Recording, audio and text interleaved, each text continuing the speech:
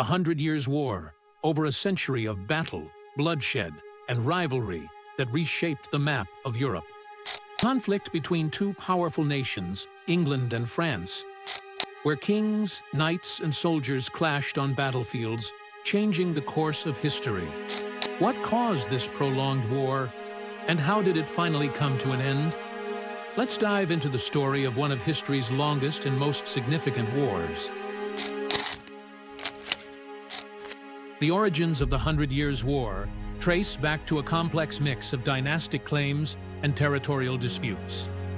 After the Norman conquest in 1066, English kings held large territories in France, leading to conflicts of interest between the two crowns.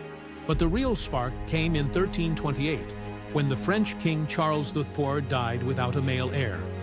Edward III of England, who was Charles's nephew, had a claim to the French throne through his mother.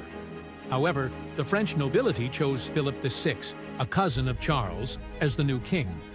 Edward's claim was rejected, and tensions between England and France escalated into open conflict in 1337, when Edward declared himself the rightful king of France. The early years of the 100 Years' War saw a series of English victories, largely thanks to military innovation. One of the most important battles during this period was the Battle of Crécy in 1346. Outnumbered, the English army relied on a deadly new weapon, the longbow. With this powerful weapon, English archers decimated the French knights from a distance. The Battle of Crécy marked a turning point in medieval warfare, as heavily armored knights struggled against more flexible and effective strategies. Despite their smaller numbers, the English continued to win decisive battles, gaining control of key regions in France.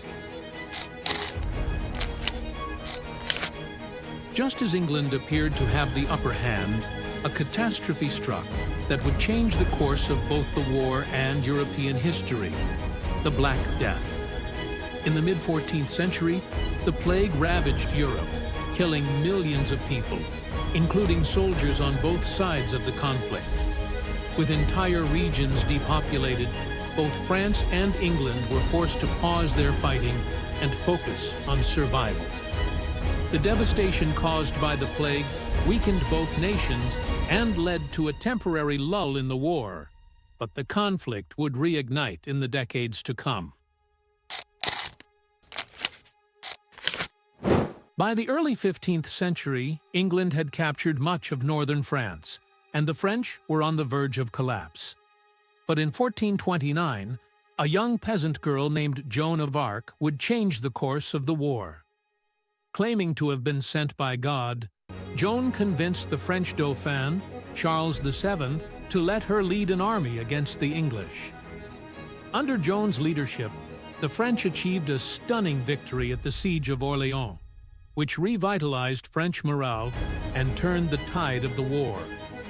Her efforts led to the coronation of Charles VII as the legitimate king of France. Though Joan was later captured by the English and executed for heresy, her role in the war left a lasting legacy. After Joan of Arc's death, France continued to make significant gains. England, weakened by internal struggles like the Wars of the Roses, was unable to maintain its hold on French territory. By 1453, after more than a century of fighting, the 100 Years' War finally came to an end with the Treaty of Peking. The war fundamentally changed both nations.